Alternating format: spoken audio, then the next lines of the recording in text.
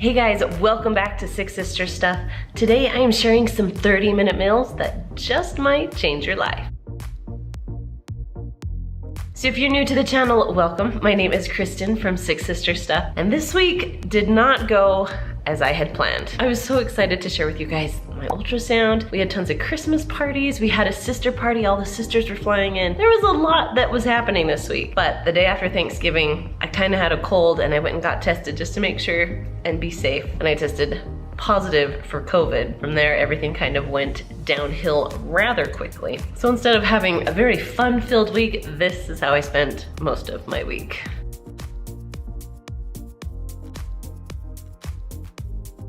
Now I'm feeling a little bit better, although I might not sound like I am, but I did lose my sense of smell and my sense of taste, which is like some form of torture, I swear. But I showered today, so we're calling it a win. Now because of my week, I haven't had a lot of energy to move, let alone cook. So I'm sharing with you a roundup of my favorite 30-minute meals that I'm actually ordering for my daughter so she can make the recipes for this week instead of myself. All right guys, if you're ready, let's just jump right into the recipes. Gonna start with one of my favorite things is this chicken and apple sausages. I love them because they don't have nearly as much fat and they're just a little bit better for you. I like to have it into small slices. They're easier to eat. Okay, now that all the sausage is cut up, I also cut up my onions, pretty small pieces. I like them small. Carrots, I did small slices, zucchini, and then a lot of potatoes. And then add all my vegetables. Okay, so now that we have all the ingredients ready to go, we're going to drizzle on about 2 tablespoons of olive oil, and I'm just eyeballing this. We're just drizzling a little bit on all of it. Then we're gonna go ahead and just coat this. You want the olive oil to just go over everything. Next, we're gonna add some garlic salt and some poultry seasoning. Now you're just going to season this on just to taste. So however much you like, that's what you're gonna add. So I just kinda like to spread it on everywhere. Okay, now for the poultry seasoning. Again, just kind of spread it on everything. Once your seasonings are on, you're just going to mix it up one more time, then we're ready to cook. Now we're all ready to cook, 400 degrees, 20 minutes. Okay, they're all done cooking and it looks amazing.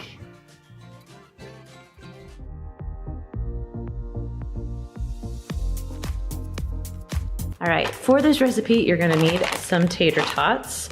I cut up an onion. We have some spices. I'll put those down below in the description for you. 1 pound of ground beef, milk, corn, cream of mushroom soup, sour cream, and last but not least, some cheese. The first thing you're gonna do is cook your ground beef and onion together. Now, I kind of cheated and I cooked this already so you wouldn't have to watch me do it. So once your meat is all heated through, we're gonna add 1 can of corn that I have drained, and then the can of cream of mushroom soup. All right, then we're just gonna mix this together a little bit. Now, if you want to, make sure you drain your ground beef just so you can get rid of some of that grease. Okay, to this, you're gonna add 1/2 cup of sour cream, 1/2 cup of milk, and then about 1/2 cup of cheese. I like to add a little bit more. And then just mix this all together. And don't forget the seasonings. We have garlic powder, onion powder, and salt and pepper. All right, then you're gonna take your cheesy beef mixture and put it into the bottom of a 9x13 pan. Go ahead and spread that all around. Next, we're gonna add on the tater tots. Now you just wanna make sure they are a single layer, so you're gonna have to spread them out a little bit. All right, let's try that, see how it goes. Try and squeeze in as many as we can. Then you're gonna sprinkle about 1/2 cup to 1 cup of cheddar cheese just on top of the tater tots. Now you wanna preheat your oven to 375 and we're gonna cook it for 25 to 30 minutes.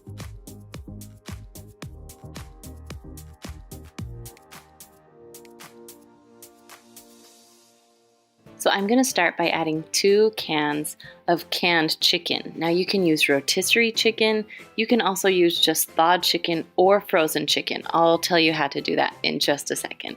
So right now I'm just gonna add my 2 cans of already cooked chicken into the bottom of my pot. Next, you're gonna add 1 pound of carrots. I just use the bag carrots, but you can use other carrots too. The recipe called for a can of corn, so I just cut up 2 ears of corn, and then also 1/2 onion, and I'm just gonna dump that on top of the carrots.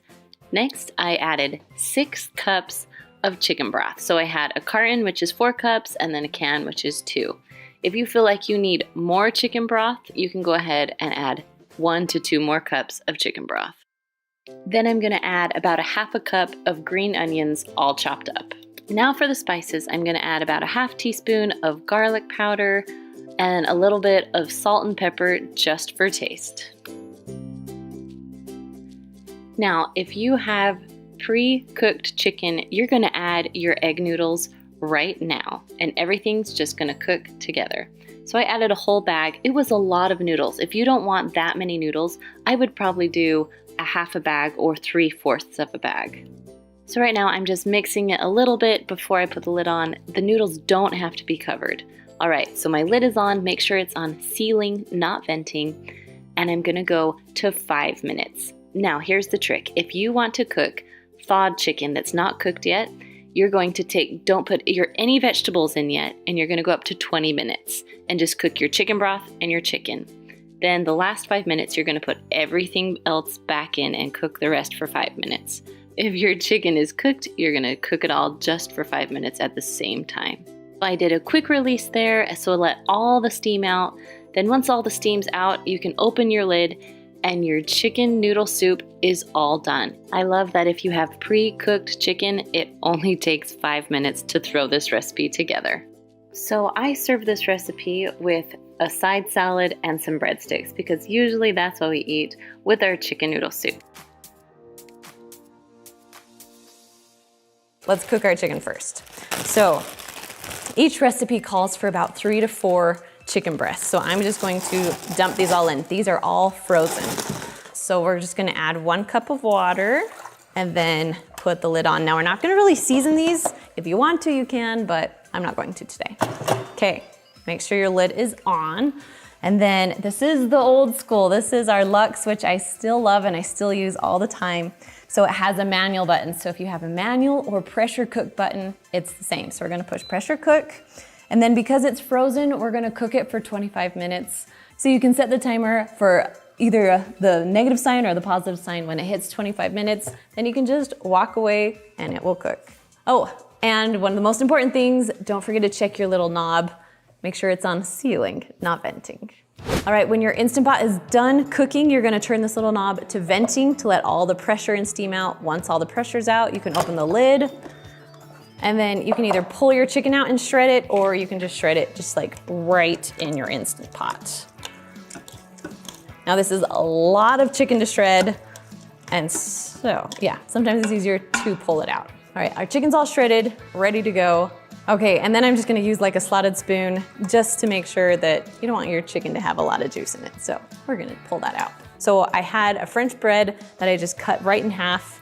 Then you're gonna put just your favorite Alfredo sauce, and we're just going to spread it on just like you would a pizza sauce. So depending on how thick or thin you like your sauce, my kids don't like a ton of sauce, so we'll just kind of spread it out a little bit. Oopa. All right, so we have about a teaspoon of Italian seasoning and a teaspoon of garlic salt that we're going to lightly sprinkle on top of the Alfredo sauce, just to give it just a little bit more flavor. I like to add it where my sauce is so my kids can't see the green stuff inside of their pizza.